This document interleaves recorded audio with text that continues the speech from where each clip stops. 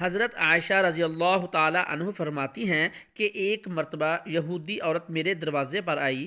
اور بھیک مانگنے لگی کہ مجھے کچھ کھانے کو دے دو، اللہ تعالیٰ تمہیں دجال کے فتنہ سے اور قبر کے عذاب سے بچائے۔ حضرت عائشہ رضی اللہ تعالی عنہ فرماتی ہیں کہ میں نے اس عورت کو ٹھہرا لیا۔ اتنے میں حضور اکرم صلی اللہ علیہ وآلہ وسلم تشریف لے آئے۔ میں نے حضور سے عرض کیا کہ اس یہودی عورت نے یہ دو باتیں کیں۔ حضور نے ارشاد فرمایا کہ دجال کا فتنہ ایسا ہے کہ کوئی نبی پہلے انبیاء میں سے ایسے نہیں گزرے جنہوں نے اپنی امت کو اس کے فتنہ سے نہ ڈرایا ہو،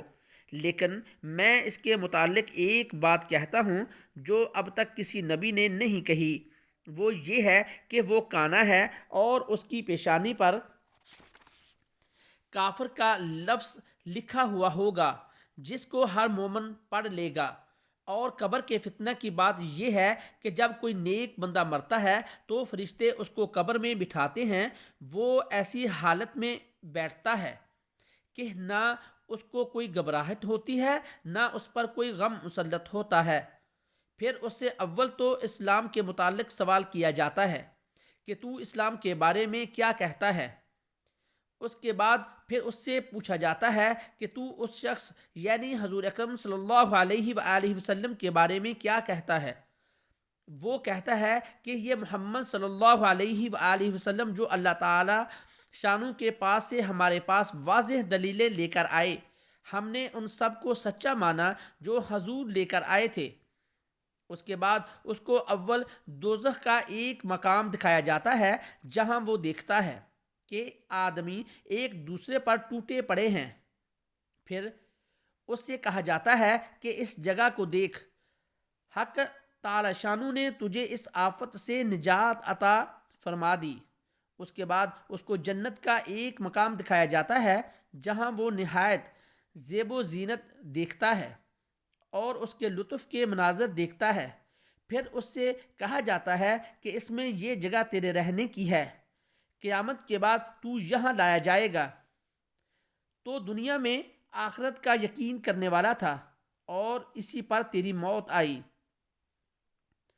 اور اسی پر قیامت میں تو قبر سے اٹھایا جائے گا۔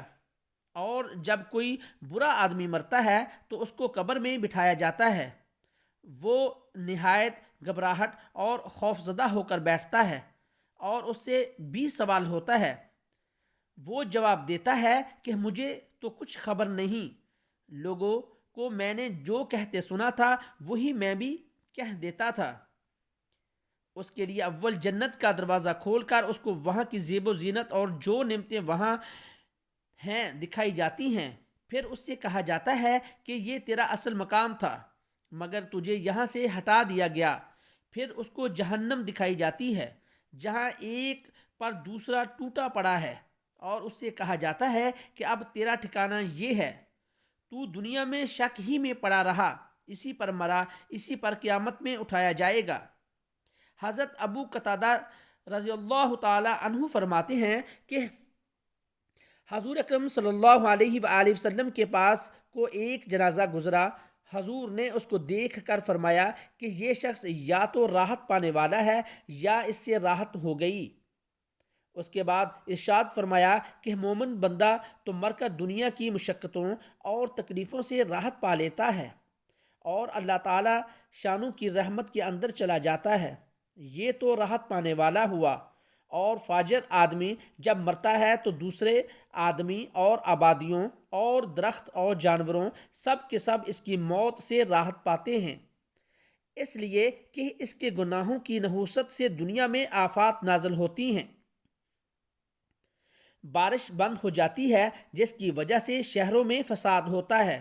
اور درخت خشک ہونے لگتے ہیں، جانوروں کو چارہ ملنا مشکل ہو جاتا ہے۔ اسی وجہ سے اس کی موت سے سب کو راحت ملتی ہے کہ اس کی نحوست سے سب کو تکلیف پہنچ رہی تھی۔ حضرت ابن عمر رضی اللہ تعالی عنہ فرماتے ہیں کہ حضور نے ایک مرتبہ میرا مونڈا پکڑ کر فرمایا کہ دنیا میں ایسے رہو جیسے کوئی اجنبی بلکہ راستہ چلتا مسافر ہوتا ہے۔ حضرت ابن عمر رضی اللہ تعالی عنہ فرماتے ہیں کہ جب تو صبح کرے تو شام کا انتظار نہ کر اور جب شام کرے تو صبح کا انتظار نہ کر، اور اپنی صحت کے زمانہ میں مرض کے زمانہ کے لیے توشہ لے لے، کہ جو اعمال صحت میں کرتا ہوگا مرض میں ان کا ثواب ملتا رہے گا، اور اپنی زندگی میں موت کے لیے توشہ لے لے۔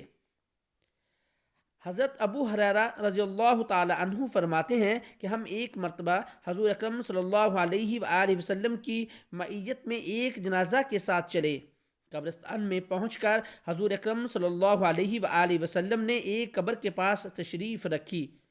اور ارشاد فرمایا کہ قبر میں کوئی دن ایسا نہیں گزرتا جس میں وہ نہایت فصیح اور صاف آواز کے ساتھ یہ اعلان نہیں کرتی کہ اے آدم کہ بیٹے تو مجھے بھول گیا، میں تنہائی کا گھر ہوں، اجنبیت کا گھر ہوں، میں وحشت کا گھر ہوں، میں کیڑوں کا گھر ہوں، میں نہایت تنگی کا گھر ہوں، مگر اس شخص کے لیے جس پر اللہ تعالیٰ مجھے وسیع بنا دے۔ اس کے بعد حضور اکرم صلی اللہ علیہ وآلہ وسلم نے فرمایا کہ قبر جنت کے باغوں میں سے ایک باغ ہے یا دوزخ کے گڑھوں میں سے ایک گڑھا۔